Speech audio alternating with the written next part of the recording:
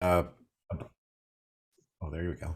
Our focus today is about how do we coach our clients to move into being more purposeful and intentional. So this topic covers a lot of the other topics that we cover in our practices of mindfulness and sound healing, um, and it all starts with switching off the autopilot. So how do we do that, and how do we coach our the people we work with to do that? And it all starts with recognizing where we are. And for me, it took me a long time to get here, um, to find this path of discovery and determining what it is I should be doing or want to be doing, um, to find that life of purpose. It definitely wasn't something I was always doing. Usually, a big part of my life, I was on autopilot, in what I call my previous life, like my previous life before I found meditation and mindfulness and sound and all that stuff. I was stuck in that autopilot mode where I was just going through the motions and doing all I could to survive in the way that I thought I should survive. But wasn't me actually thinking of it. I think it was more aligned with what I thought the people in my life thought I needed to be doing to survive. So I was stuck in that space of making bad choices or always being busy, going. Um, I never actually took the time to sit and reflect. And I mean, honestly reflect. I was actually in this space where I took a meditation class when I was in my early 20s, but the person who taught that class didn't really teach anything other than how to sit, and it wasn't really meditating. I was actually practicing being distracted as I'm sitting there thinking about all the things I'd rather be doing, or who's looking at me, or who's in the room with me, or who can I tell that I took a meditation class today, right? It was all that ego driven space. So I wasn't actually reflecting. Um, I was too busy acting like I was meditating or doing the act of meditating to actually explore. Um, Overall, I was stuck in that busy life where I wasn't focused on the prize of living an intentional life. I was focused on the prize of living a life that looked successful, that gathering as many friends as I could, making sure I looked like I had a lot of money. I wasted so much energy trying to cover my tracks and keep up with myself than actually exploring what the right path actually was. So I thought having more and keeping busy was the secret to success. But it's not really. We all know that now. Because in truth, I was chasing so many things while at the same time feeling like I was barely getting by. It was like I was just treading water. And I thought that was life. I had no idea what I truly wanted, or if my sacrifices, if you want to call them that, were even worth all the time and effort I was putting into them, because I never took a pause to reflect. Like, why did I need this new car? Why did I have to have this house that I couldn't really afford? Or why was I working 60 hours a week? What did I want to do with my life? Who knows? Because I never actually asked, I just did. So instead, I just focused on getting through the week. How could I get through this crazy work day and make sure everybody I worked with liked me? Um, did I have enough money to cover the bills? Because that was what it was all about. Paying the man, right? Keeping up, keeping my head above water. I never took the time to even ask myself, am I getting enough sleep? Am I taking care of myself? Am I eating right? I wasn't. I daydreamed so much about being somewhere else, or actually being somebody else, but I never really thought that I had the power to change who I was. It didn't feel possible because I was trapped in this facade of a life that I built. I put myself in this bubble of who I thought I should be based on what everybody else told me, or the expectations. So it was just easy to live that life on autopilot. These are the paths this is the path I chose to take, and I'm stuck in it. Because it's easy. It's easy to follow the same old path. We know through the practice of neuroplasticity that the mind wants to take the path of least resistance. So if you keep doing the same thing over and over again, your mind is going to trigger you to do the same thing over and over again, right? So we make our decisions based on what we thought we should be doing, not based on what we truly wanted to do. or what I truly wanted to do. And those days turned into weeks, and those weeks turned into months. And next thing you know, it's been 10 years and I've been stuck in this job that I thought I really liked, but I really didn't like it because I was so stressed. It provided for me. But I had to go through that to get where I am today, right? So my choices at some point finally caught up with me. And that's the reality of life. If we're not doing what we truly purposely should be doing, it's going to catch up to us. It's going to show up as stress, as anxiety. For me, it showed up as a health issue. It showed up as making a bad choice in the job that I was in that cost me that job. And at the same time, starting to lose friends and family because I was not keeping up with the facade that was unsustainable. So for the first time in my life, I hit a wall and I paused and I asked myself a question. Why am I doing the things that I'm doing? Why? That is the key to start examining change, to examine as a coach, as a practitioner, as a teacher, we should move our clients into that one simple question. Why? To start leading a life of intention, we need to start with the question, why? In the practice of mindfulness, I say what we do when we practice mindfulness, when we do a yoga nidra or we sit in a sound bath, it turns off that overthinking, stressed mind and leads back to the creative choice that we have. It leads back, I say, to that childlike curiosity that we had when we were little kids. Like when we asked, why is the grass green? Why is the sky blue? Why does this taste like that? Why is that not right? Why can't I pick on my sister? Why can't I do all these things that I want to do? But we reach a certain age where people start telling you to stop asking so many questions or go look for the answers yourself, or you start being judged by the questions you ask. So we get shut down and we get covered up and we stop asking those questions why. And then we start looking for the answers outside, instead of focusing on the answers that are inside. So I say if we want to start living a life of intention and we want to help our clients or our friends or our family or whoever go back into that space, is to reawaken that curiosity and start asking ourselves why. Because the core of what we teach is what you practice grows stronger. So what have you been practicing? Or what are you practicing right now? We should ask the why of everything we do. And we have to be honest. And we have to accept the answer, even if we don't like them. Because it starts by taking stock of where we are. So some of the questions that we could ask our clients or ask ourselves is, why are our friends our friends?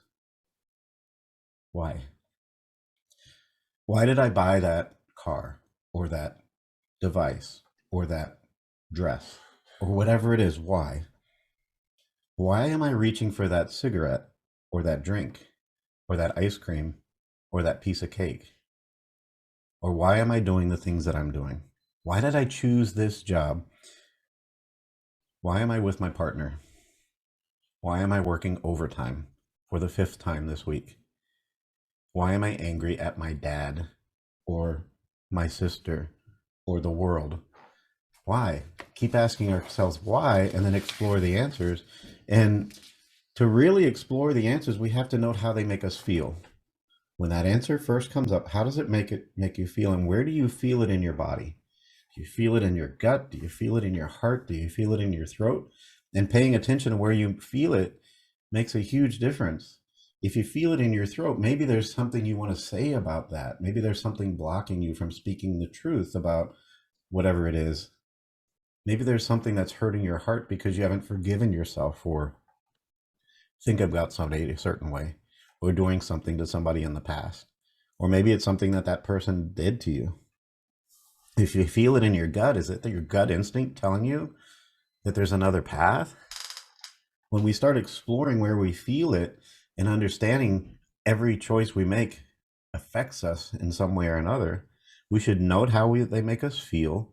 We should note whether the answers make sense to us, not just in our ego space, but in our heart space. When we start reflecting on where we are in our life, we have to take stock of it. And if the answers are conflicting or confusing, or are they comforting? And we need to paying attention to those things that are comforting. So if they're confusing, then we need to explore them a little bit deeper. If they're conflicting, then maybe they conflict with our truth and our purpose. If they warm our heart, then perhaps that's the right answer. So to start living more intentionally, we need to explore where we are right now. And what is it we teach after we become aware of something? We need to accept it. We need to accept where we are. If we can take stock or do inventory or make a list of all the things that are part of our life right now, living with intention means we examine our choices, all the choices that we make and where we are right now, even if we're not happy with them, but accept them. Accept that we're not happy, or accept that we're not comfortable, or accept that I'm in the wrong place in my life, or I'm working a job that doesn't make me happy, or I'm trying to keep up with the Joneses, even though I don't fit in with the Joneses, right? Why? So until we accept the reality of where we are and who we are and what we're doing, we can't truly change. But acceptance gives us that solid foundation from which we can start making new choices. It's not about having it all figured out. It's about accepting the reality of where we are and then accepting the truth that we have a choice right now. I might have been walking down this path that led me to where I am today, but today I can choose a different path. Today I can veer off that path that's not making me happy. So living a life of purpose isn't about having it all figured out, but it does mean having a purpose behind all the choices that we make and being more intentional. It means asking yourself, what am I doing today that's going to get me where I want to be tomorrow? Well, what am I doing today that's going to make me feel good here? I might still have to work that job I don't like because I need to pay my bills, right? But I do have a choice, and I shouldn't define my whole life by the job that I'm doing. There are other things in my life. So when we start reflecting, we need to truly reflect deeply and look for the questions and ask ourselves, where did that come from? So consider the following statements when we start talking about being intentional. I'm taking a creative writing class because I want to write a great novel before I'm 50. Or I'm taking a creative writing class because I feel inspired when I'm exploring my creativity and I'm considering writing a book one day. So neither one of those are wrong, but they both might be the wrong question. We're looking at the big picture instead of focusing on what we could do today to help explore our creativity. So do I really need to go take this creative writing class to start practicing writing? Or can I just start practicing writing and determine, is that my purpose and passion? Because it might just be something that got stuck in my head.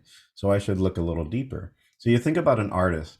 An artist doesn't have to go to art school to discover that they're an artist. They can start painting and or creating in some way or another. So we could do the same thing. That's what being intentional means. We don't have to talk about the big picture. Let's talk about the little steps. And maybe those little steps are going to take you to the big picture. But we start small.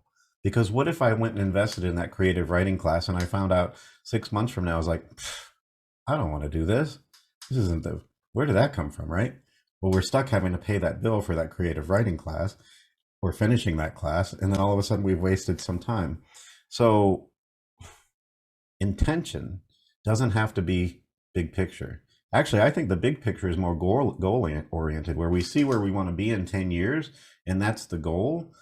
But we should come back into the present and focus on my intention. What am I doing today that's going to keep heading me and move me in the direction that I want to go tomorrow? So living a life that's more purposeful and intentional isn't about knowing the final destination. We can be intentional about our direction without having to know the final direction or the final destination because we don't have it all figured out. And if anybody tells you they have life figured out, they're fooling themselves because life keeps throwing challenges at us. Just when we think we've got it, here comes this curveball that says, oh, I'm going to pull that rug out from under you. Or here's a new opportunity. And if you stay stuck in that lane and you don't explore that opportunity, maybe you're missing the next great thing in your life. What we get back to in focusing on intention is understanding is, what am I doing today that's going to get me where I want to be tomorrow? Tomorrow, not 10 years from now, just one day at a time, making an intentional choice of where I am now, that's going to get me where I want to be tomorrow. Then understanding that as we go on this path of exploration, we don't have it all figured out, and we might make some mistakes, and that's okay. Because without the mistakes, without those failures, how do we get stronger and pick ourselves up to keep moving forward? How do we know if something doesn't work until perhaps we see it not working in front of us? So instead of seeing it as a mistake, we see it as a lesson, and we learn from that lesson and we keep moving forward. Those lessons serve a purpose, whatever that might be. The one thing I really coach my clients to think about when they start looking and exploring that purpose in their life and the intentions that they want to focus on is understand it's an experiment. When I ask somebody what their intention is in their life, most times the first couple things is to maybe be more grateful for the things in my life, or maybe to act more from a place of love. And those are both great answers, but are they just surface answers that your mind is telling you is the right answer at this moment? When we start digging deeper, perhaps there are deeper intentions that need to be explored. So it really is an experiment, this shift. Once we've gotten through that place of acceptance and we accepted where we are and who we are and all the choices that we make, then we have to understand that finding that path of truth is an experiment. Because the mind, it can tell us all these different paths we should be taking. We should go this way. We should go this way. And the mind is going to convince you that every path is the right way. But if we focus and listen intentionally to the whispers of our heart won't lead us astray. If we start paying attention to what warms our heart, what makes us feel good, what brings us joy, then those are the messages we should listen to. Instead of that message that comes in my head that says, this is the path you need to be successful, or these are the choices you should make because that's going to lead you to happiness. Well, happiness starts right here, paying attention to that purpose. So it's an experimentation. But once we start finding that footing today, then we find ourselves starting to head in the right direction. But then we have to also allow ourselves to veer from that path when things come up. Our true purpose, our true path is not our final destination. Who knows what that final destination is? But our path is right here before us when we start living a life of intention, when we start focusing on what's important. So everything starts by exploring our core values and our vision for our life. That whole destination thing, that whole finding that right direction, it starts by understanding what our core values are. And those things are going to be the key that help us find our path forward. We don't have our whole life figured out, but we do need to know what matters most to us. What matters most to us? Is it reaching that place of retirement where I'm going to go sit on the beach in Florida? Or is it doing things that are purposeful and meaningful for my family, for my friends, for the community, and for the world? Everyone's core values are different. Mine now focus on taking care of myself, taking care of my relationship, teaching and learning and exploring and reading and writing, and trying to move through life from a place of love. Love. Just to name a few. But that's a great start. So what am I doing today that's coming from that place of love? What am I doing today that's going to move me into that space of learning? What can I teach today? What can I do today to nurture my relationship more? And what am I doing today to take care of myself? Those are our core values. When we start focusing on that and we start doing that and doing those check marks on those things, guess what? We're walking our path of truth. Because what can be more valuable in my life than having a beautiful relationship, than taking care of myself, than teaching and sharing and learning and speaking from a place of love? Those values are my life's vision, and those are the things that I focus on, and that sets my intentions, which in turn guides my choices. If a decision I make doesn't align with my values, then I have to ask myself, why am I making this decision? Why am I doing this thing that doesn't align with those 5 things that I just listed? And we reawaken that curiosity. Why? How much time is it going to take? What's the purpose and what's the outcome? And who is it helping? If it's not going to be a positive outcome, then why do it? We spend so much time wasting. We spend so much time on the things that don't matter, where if we took a step back and focused on what truly matters, we find ourselves having more time. So when I reflect on my values and my vision every single day, I open myself up to the opportunities that they're going to change or grow or shift. But it's simple. When we start defining what matters to us and we start doing whatever we can to align our life with what's important to us, and we keep our ego out of it as much as we can and listen to our heart first, then we find ourselves walking our path of truth.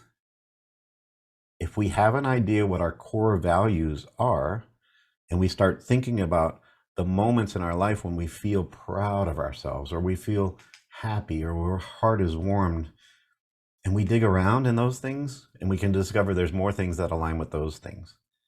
So when I start talking about leading a life from a place of love, and I start digging around in what that means, leading a life of love, it means being kind. It means making the right choices. It means making sure everybody that I love in my life knows that I love them. It means making sure when I'm grateful for somebody or something, I let them know that I'm grateful for it. I'm forgiving. I'm compassionate. All of those things come from that place of love. So that is my truth, and it is my purpose. So when we feel good, we're finally living our life aligned with our values. We're leading in a life of intention.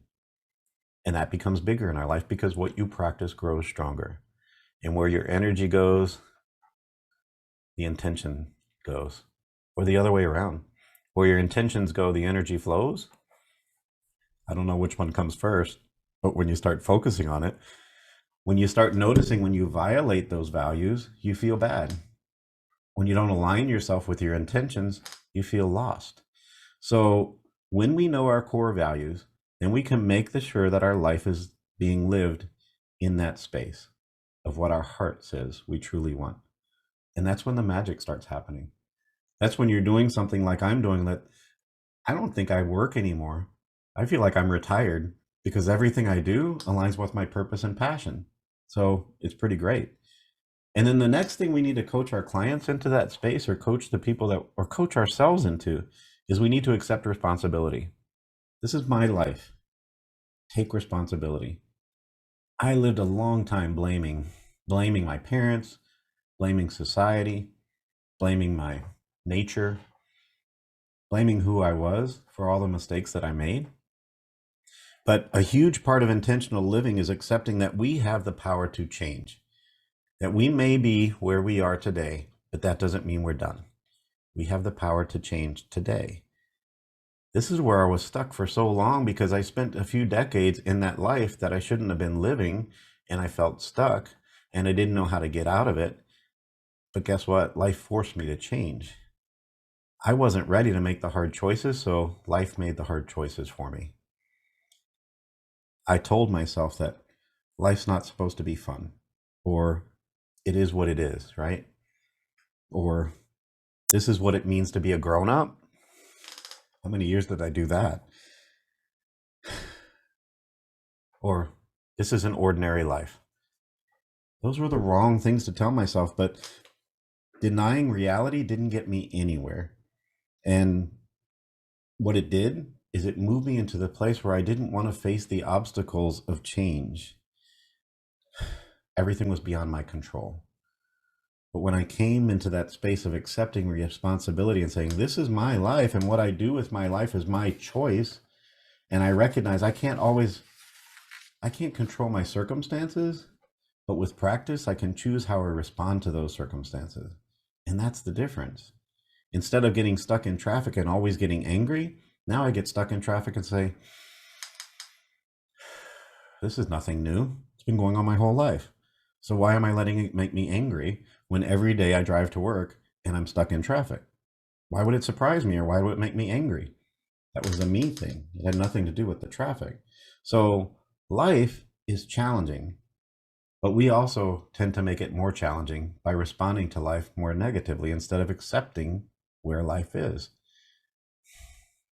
So what we do to be more intentional is make small, repeated decisions. Again, what am I doing today that's going to get me where I want to be tomorrow? Or why am I choosing to take this path at this moment? Or why am I choosing to respond in the same old way to the same old things? So intentional living is about making a decision every day to live the life we want most. You start from the morning that you wake up. What am I doing today that aligns with my vision, my purpose, and my passion? And if we don't have the resources or the time or the money, it's so easy to start small. Just start right now. I'm going to be grateful for every breath I take today. Or I'm going to be more patient today. Or I'm going to practice being kinder. Or I'm going to practice not letting people push my buttons. And it's not a perfect climb. You're going to have good days and bad, and that's what it's all about. So if we're trying to change a habit or an addiction or a path that we've been walking for so long, it's so much easier to take it one step at a time than it is to look at that big picture and count yourself as a failure because you're not reaching it in this preconceived idea about how long it should take. We come up with these arbitrary ideas and thinking about, okay, it's going to be 2022. It's the year of change. And by the time next year is over, I'm going to be a completely different person. But then you get to the end of next year and you're not quite there yet and you consider yourself a failure. So then you fall back into your old patterns. We've been living this life, for me, 5 decades. So if I want to change, I can't expect to change in 1 year. How do you rewrite the script of 5 decades in 1 year, or 3 decades, or 2, or 5 years? How are you going to change 5 years of a habit in 5 days? So many people fall into that trap that says you can lose all the weight you want to lose in 5 days if you only follow this prescription, right? It doesn't work. It doesn't work that way. Take it in small doses. So if you want to be an artist, you could make that decision to go to art school, or you could buy some paintbrushes and some canvases and some paints and start painting yourself. Or if you want to start cooking, you don't have to go to cooking school. Get on YouTube, learn there, take it small steps. If you want to start practicing or start exercising, start walking. You don't have to join the gym or subscribe to 70 private personal trainer sessions. Take small steps. Intentional living is not about being perfect. And we have to let go of those arbitrary deadlines that we want to set. Our ego gets in the way. And at times, we might fall off the wagon. But we need to pick ourselves back up and give ourselves a break. Look, life comes in seasons. So be kind to yourself. To start living a life of intention or helping people move to that place of intentional living, give them permission to be kind to themselves, even when they aren't successful. In a sense, getting lost and finding our way back to our purpose is part of intentional living. So maybe we get lost along the way, but come back to the source and say, where I am now. The point of it all is, it's a lifelong practice. It's a lifelong practice. It's not going to be solved in a few days, but with an emphasis on the word practice. What am I practicing today? What am I doing today? And that leads me back to the old me who used to sit in meditation and wonder, why is my mind not slowing down? Why am I frustrated? Why am I getting angry because I'm sitting here on the floor and nothing's happening? So what was I doing? I was practicing being frustrated. I was practicing being angry. I was practicing being in that space where I should be doing something instead of practicing simply being and sitting in reflection. So those things got bigger in my life. So I wasn't a very good meditator, obviously, but that led me to where I am now, where I ask myself every day, what can I do that's going to point me in the direction of my dreams? What can I do to be more loving? I believe I live a life of love, but I also know there's more there. There are more things I can do. And it's the path of discovery that's so exciting that once I start peeling back the layers of what it means to be connected to my core values and strengths, then the paths open up more and more. It's deciding to go for a walk in the morning. It's deciding to pack a lunch. It's deciding to do things that nurture my health and wellness. It's deciding not to listen to those voices that say you're not good enough or young enough or smart enough. It's not listening to those echoes from my past that say I should be this person. It's being in the present moment. It's about turning off the expectations and turning off the noise and making a conscious decision to elevate my priorities that are and making sure they're aligned with my values. And we have to understand that there are no right or wrong answers. Intentional living is about being honest and doing what feels right for us in the moment. It means that we understand there are no wrong answers or no wrong path, that maybe I needed to take that path to be where I am today. I had to come to this place of acceptance that I had to go through all the things that I've done and experienced in my past to be who I am today. Because otherwise I'd be somebody completely different, right? So as long as we're true to ourselves and we're moving from a space of authenticity, then we're walking the right path. If we stop comparing ourselves to our friends or our family or the person society says we should be, then we're forging our own path and discovering something new.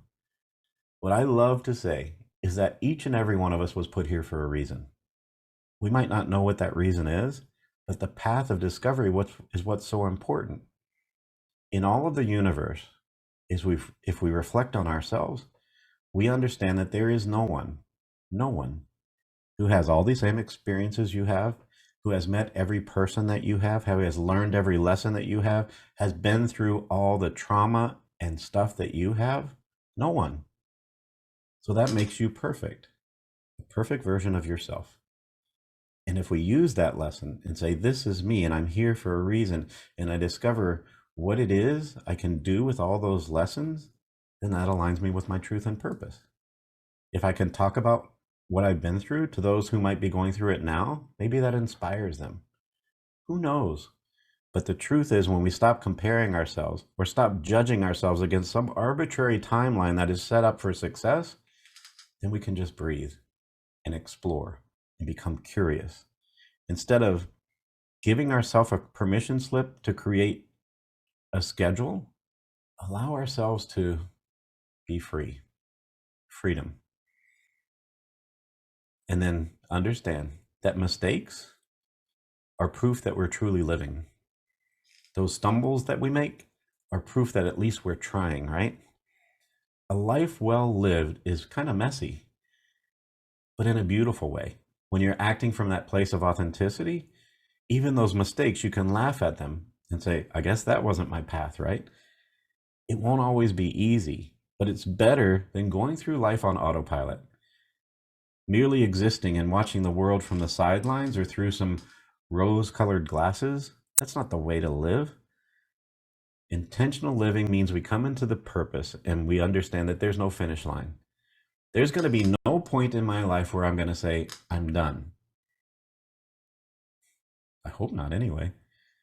So living with intention means that we're being constantly in communication with ourselves, constantly listening to our heart, constantly determining what's working and what's not, and then making those small adjustments every day, every single day.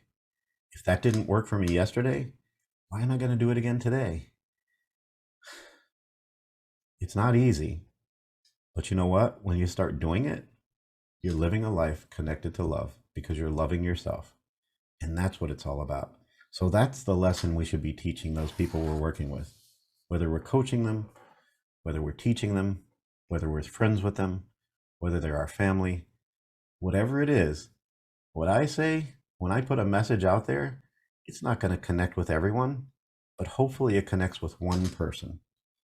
If it connects with one person, that's just dropping that pebble in the pond and the ripples spread out from there. That's my intention. So again, take that message and say, why? Why am I doing what I'm doing today? Why am I making this choice? Why? Why ask why? Because when you ask why, you find the answers. That's why. So that's my lesson for the day. Do with it what you will.